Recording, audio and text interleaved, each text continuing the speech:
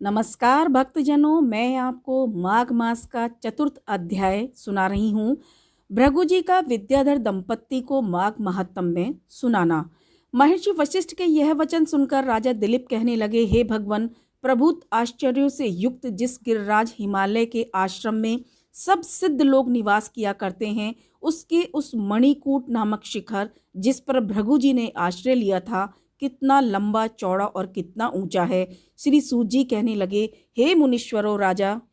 दलीप के यह वचन सुनकर महर्षि वशिष्ठ जी कहने लगे, हे राजन, यह पर्वत 36 योजन ऊंचा, मस्तक में 10 योजन चौड़ा और लंबाई के विस्तार से मूल में 16 योजन है, और हरिचंदन, मंदार, आम, देवदारू, सरस और अर्जुन के वृक्षों से सुशोभित तथा लूंग, जायफल और निकुंजों तथा लता ग्रहों से वेष्टित रहता है। उस पर सदैव फल, फूल और कंदमूल प्राप्त होते हैं। हे राजन, इस प्रकार उस सुंदर पर्वत का अवलोकन करते हुए दुर्भिक्ष से पीड़ित महात्मा भृगु जी ने प्रसन्न होकर अपने शिष्यों सहित वहीं निवास किया। तपश्चर्या सहित उस पर्वत की कंदराओं और वनों में उस महात्मा ने चिरकाल तक तप किया। इतनी कथा सुनाकर महर्षि वशिष्ठ जी कहने लगे, हे राजन, जब भृगु जी महाराज चेलों सहित पर्वत पर स्थित हो गए तो उनके पास एक विद्याधर दंपत्ति का जोड़ा पर्वत से उतरकर उनके पास आया। उस समय हाथ जोड़कर ऋषि को प्रणाम किया। उस समय वे बहुत दुखी दिखाई दे रहे थे। हे राजन, जब विद्याधर अपनी पत्नी के साथ ऋषि को प्रणाम कर उनके बताए हुए आसन पर बैठ गया तो उनका चेहरा दुख से प्लावित देखकर कोमल चित्त वाले भृगु जी अपने कोमल वचनों से संबोधित करते हुए बोले, हे विद्याधर, तुम पत्नी सहित दुखी क्यों हो? प्रीति पूर्वक बताने का कष्ट करो। महर्षि भृगु जी के यह वचन सुनकर विद्याधर विनय पूर्वक कहने लगा, हे परम तपस्वी, यद्यपि मैंने पुण्य कर्मों के प्रताप से देव योनि पाई है, परंतु यह मुझे ज्ञात नहीं किस पाप कर्म के प्रभाव से मेरा मुख व्याघ्र के समान कुरूप हो गया है।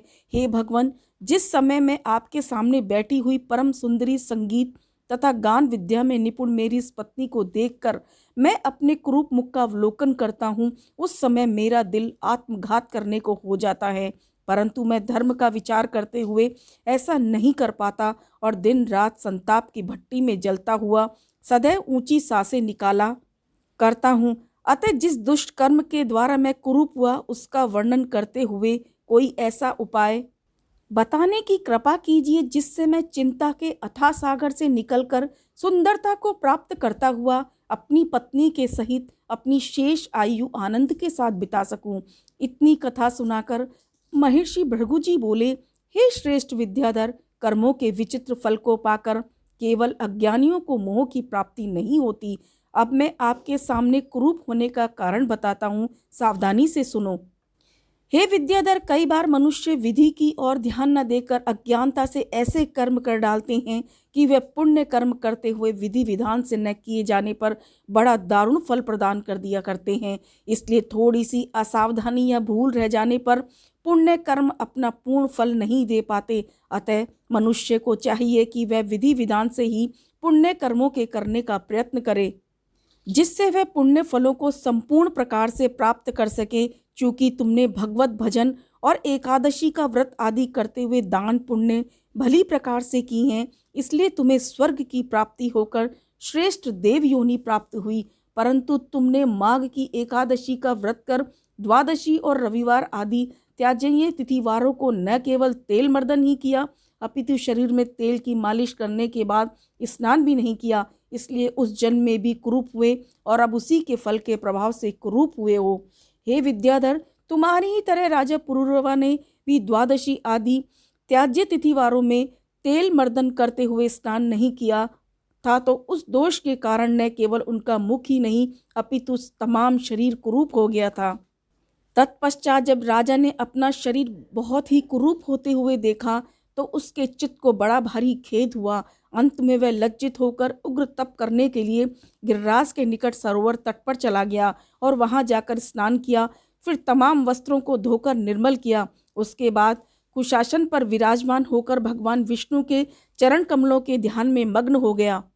हे विद्याधर, इस तरह जब राजा को निराहार रहते हुए 3 महीने व्यतीत हो चुके तो भगवान विष्णु अपने भक्ति भक्त की भक्ति से प्रभावित होकर राजा को दर्शन देते हुए कहने लगे, हे राजन, तुमने केवल अब मेरा ध्यान किया, परंतु लगातार 7 जन्मों से तुम मेरा ध्यान करते हुए आ रहे हो, इसलिए मैं तुम पर प्रसन्न हूँ। इच्छा हो सो वरदान मांगो।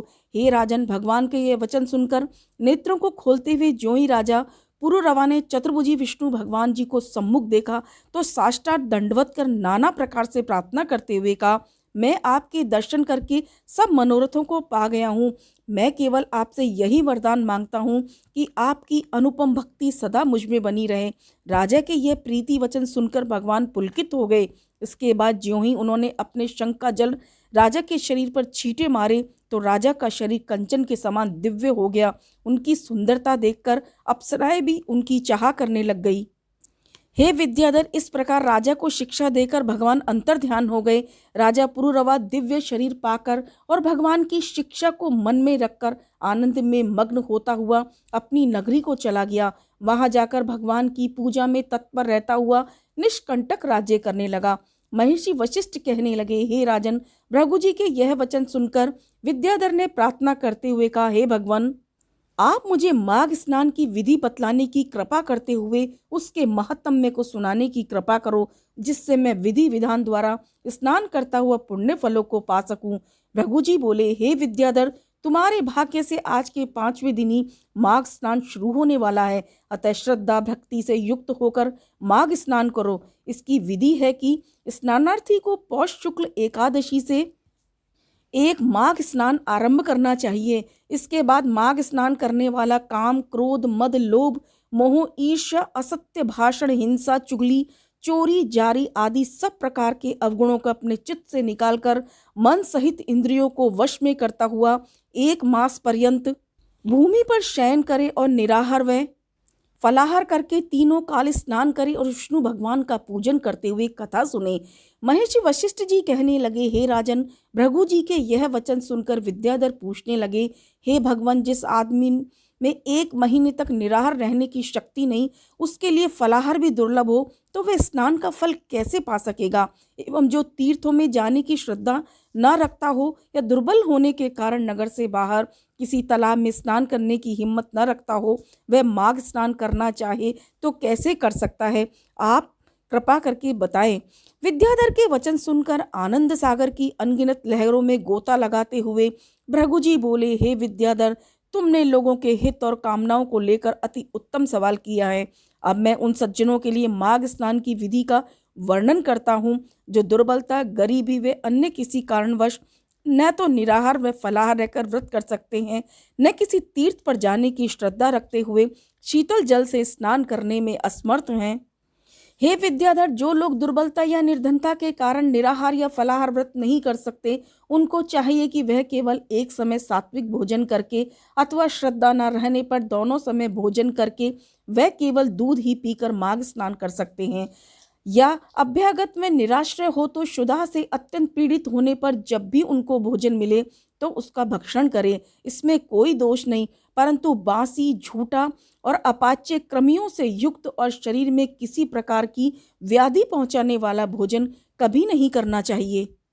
भृगु जी के यह वचन सुनकर उस विधि का अनुसरण करते हुए मन और इंद्रियों को वश में करते हुए केवल निराहार रह भगवान के ध्यान में चित्त लगाकर दिन में 3 बार मुनि और चेलों सहित पर्वत के झरने में 1 मास पर्यंत विद्याधर ने माघ स्नान किया और श्रद्धानुसार दान दिया। हे राजन, ऐसा करने से विद्याधर दिव्य रूप हो गया। उसके बाद वह तो अपनी स्त्री के साथ आनंद में मग्न होता हुआ उस पर्वत पर सब सुखों का उपभोग करने लगा। इतनी कथा सुनाकर वशिष्ठ जी कहने लगे, हे राजन, इस प्रकार भृगु जी ने विद्याधर को माघ महात्म्य में सुनाकर उनको समस्त चिंताओं से मुक्त किया था। बोले कृष्ण भगवान की जय।